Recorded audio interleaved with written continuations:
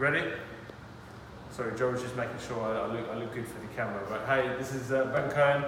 This is Luke, Wing Chun DC. Today we're going to be talking a little bit about Chi Sao, right? And what you should be focusing on when you're doing Chi Sao. So one of the things that comes up a lot of the time with Wing Chun players in particular is the constant, is all the hand movements, right? The fancy hand movements, this kind of thing, right? So you punch, and I have like a way of moving my hands, I can defend the shots, right? And it looks great, okay? This looks really cool when I do this, right? And if you don't put any pressure on me, then we can do this all day, and I can boom, boom, boom, boom, I can look great, right? But the likelihood of someone in a real situation staying straight there, not putting any forward pressure on you, not moving forward, is almost zero. So in that sense, if you're training Chi Sao and just standing stationary like this, right, then this is, in my opinion, is completely useless training. What you want to make the other person worry about, right, is not their arms, it's their body, okay? So if Luke's body is coming towards me, so he's punching me, right? And if I'm doing my fancy stuff here, he's just going to run me over, right? So there's not really much I can do to stop. I might be able to block one or two shots, right? The follow-up shots are gonna destroy me, right? It's the same thing if you're up against a boxer, and the boxer, you throw one punch, like bang there, right? The second one I got knocked out, right? So I defended one with a Wing Chun style block there, okay? But I didn't deal with the oncoming max that was coming at me, right? Or have any concept that a follow-up shot was on the way. Why? Because if I'm just training like this, then I can defend all the shots that I want. Boom, boom, boom, here, it looks really cool, right? Boom, boom, there. I can come up with loads of different, right? But it's so that type of training is sort of, it's kind of counterintuitive a lot. No, not counterintuitive, I mean it's counterproductive, right? It's counterintuitive if you've done like real sparring, hard sparring, stuff like that. So when you're training, when you're doing Chi Sao, you don't really need to actually hit anyone when you're training in Chi Sao, right? You need to make sure that when you're training, right, what you're actually doing is that when forward pressure comes at you, right, you can get underneath that pressure. You can use leverage, right? You use your frame as leverage and stop that forward pressure from coming in, right? So then, now when the punches come, right, here, right, instead of like trying to block it like this, right, when the punches come, I'm just, the Chi Sao is the touching here, the hands, right? As soon as I touch, I'm not just touching for the sake of it, right? I'm not just going here like this, right? This is useless. But when the punches come, I want to be, look, there's already, I'm not pushing, right? This is, I'm using structure, okay?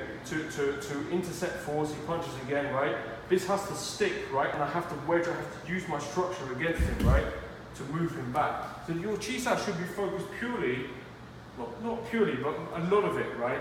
On basically getting underneath the other person, right?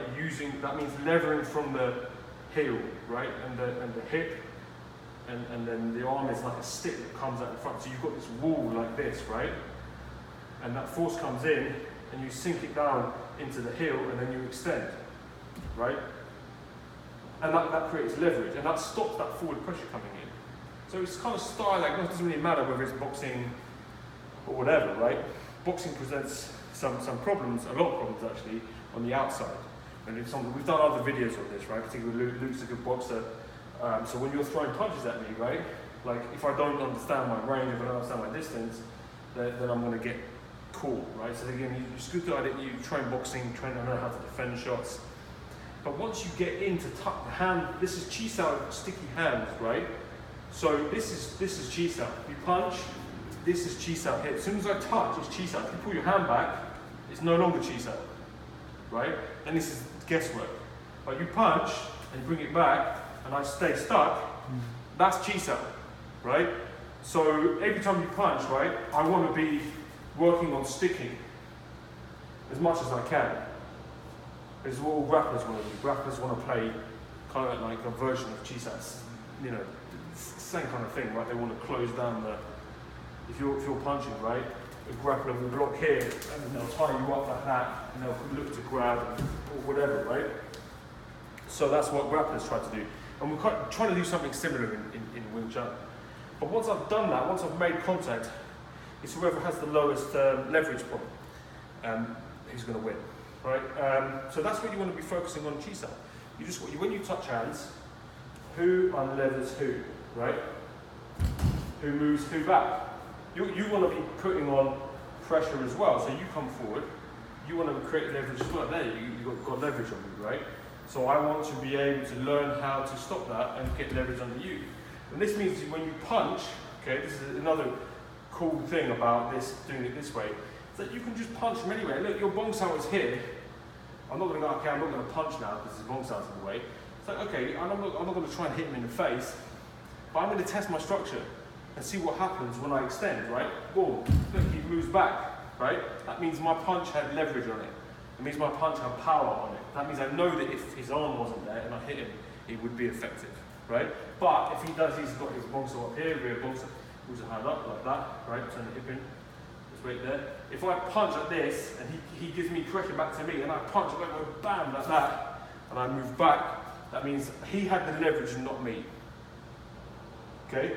If he has the leverage and not me, then my punch, I'm looking at the floor and my Wing Chun punch doesn't do anything. Okay? So we'll be doing more videos like this in the future. If you're not subscribed, please subscribe.